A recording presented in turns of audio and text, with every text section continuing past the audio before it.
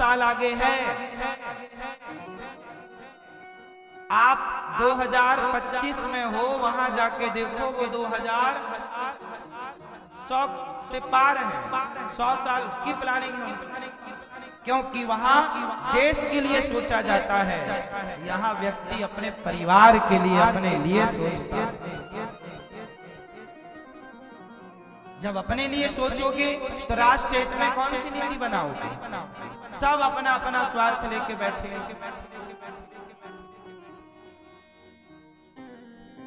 इसलिए बेईमानी हमारे देश में, बताइए, नकली दवा बाजार में बिकती है कि नहीं? हाँ या ना? बोलो हाँ। नकली दवाई मिलती है। क्या ये सरकार को पता नहीं है कि नकली दवाई बिक रही है? फिर क्यों बिक रही है? किसकी मर्जी से बिक रही है, आपकी कि मेरी? बोलो,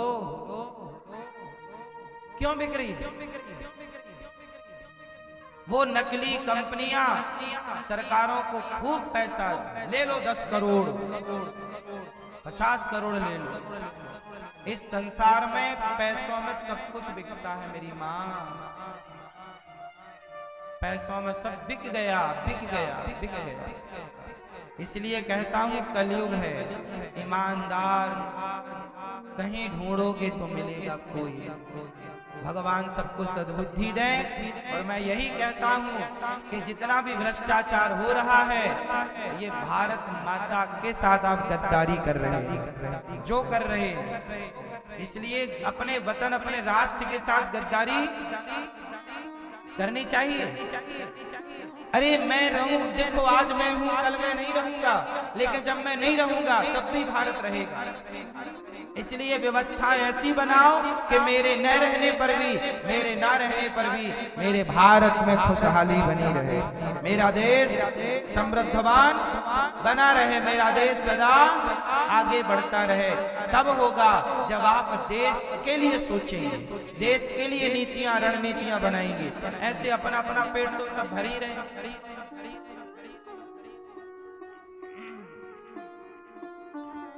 तो भगवान, मैंने जमीन की बात की इसलिए की क्योंकि महाभारत से जुड़ी है। महाभारत क्यों हुआ? जमीनी विवाद था। पांडव कह रहे थे 5 गांव दे दो, दुर्योधन बोला सुई की नोक बराबर नहीं दूंगा। लड़ाई हुई, पांडव मारे, कौरव मारे गए, पांडवों ने जीत प्राप्त की। पांडवों में धर्मराज जो थे ना, वो राजा बने। हस्तिनापुर के राजा कौन? धर्मराज युधिष्ठिर।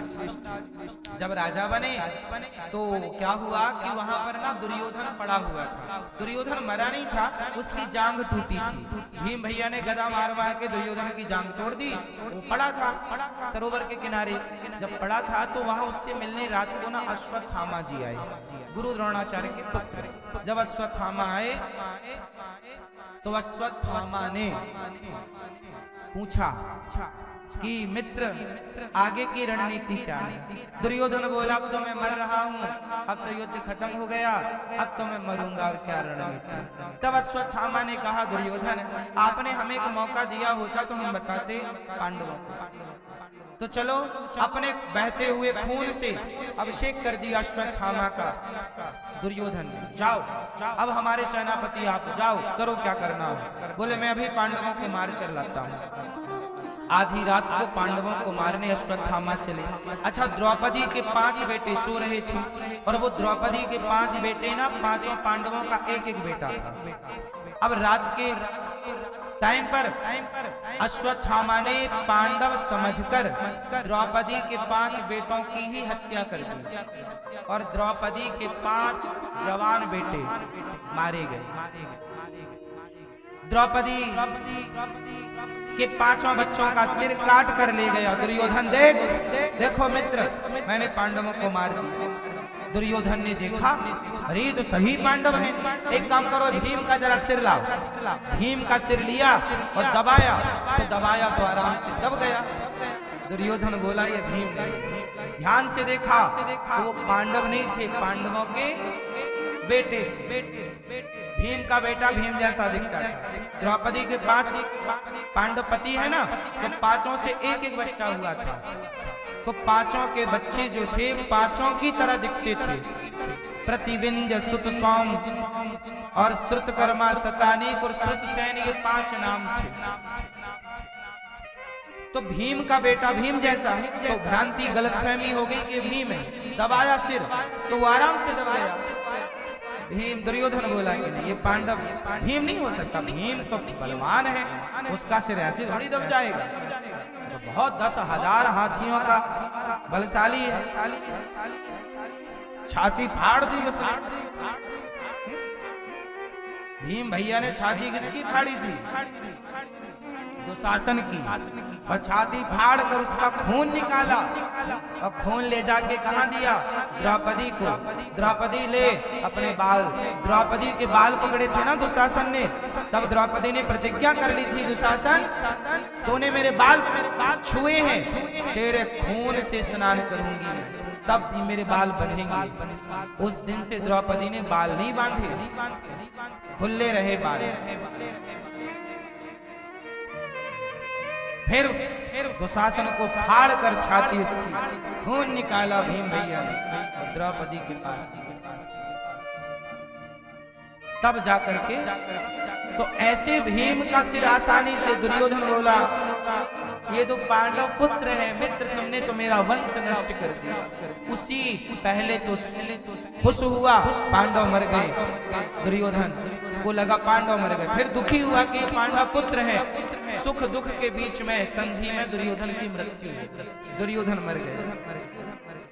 पाप का अंत हो गया।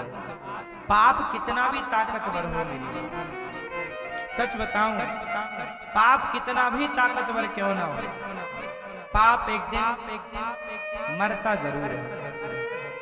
इसलिए कहता हूं साहब, गलत ना देखो। दुनिया का हमें पता है कि दुनिया में गलत हो रहा है, हम बोल सकते हैं, हम देखो समझा रहे हैं, और हमने हर बात कही स्पष्टता से, हम आपको समझा सकते हैं।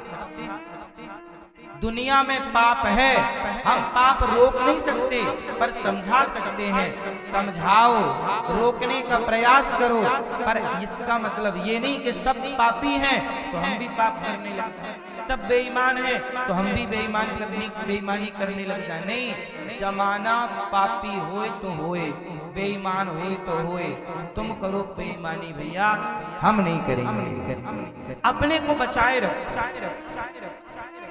दुनिया कैसी है आजकल, लोग क्या कहते हैं, अरे वो देखो ऐसे हैं, वो फल फूल रहे हैं, वो बेईमानी कर रहे हैं, गलत कर रहे हैं, तो जब वो कर रहे हैं तो हम क्यों ना करें? वो सिगरेट पी रहे हैं, हम क्यों ना पिए?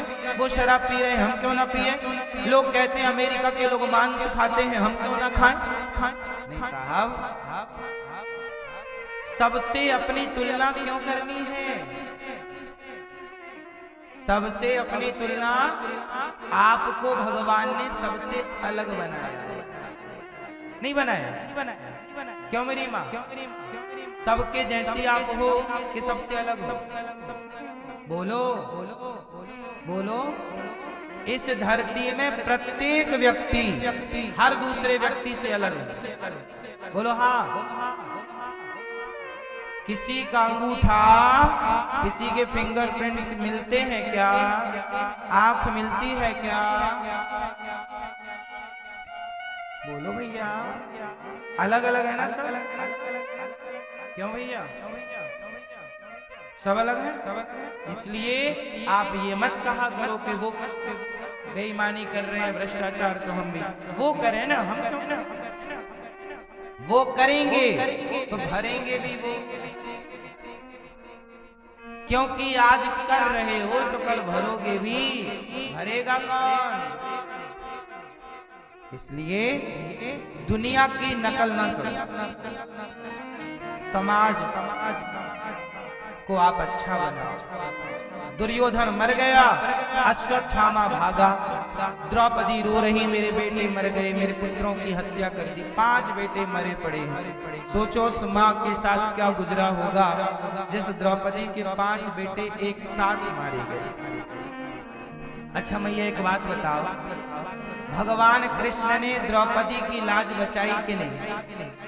जोर से जोर से जोर से जोर से जब कृष्ण ने द्रौपदी की लाज बचाई तो क्या कृष्ण द्रौपदी के 5 बेटे नहीं बचा सकते थे? उत्तर दो मेरी माँ। बचा सकते थे ना? क्यों नहीं बचाए? क्यों नहीं बचाए?